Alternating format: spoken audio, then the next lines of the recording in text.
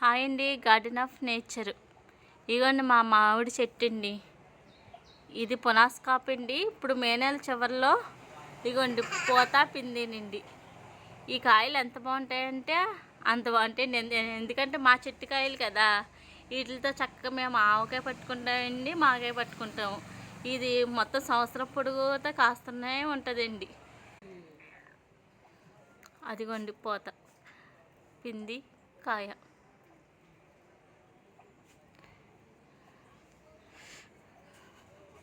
మా గుమ్మ ముందు ఉంటుందండి. చాలా చల్లగా చక్కగా హాయిగా ఉంటుంది. ఇక్కడే కూర్చుని ఉంటామండి ఎక్కువ మేము.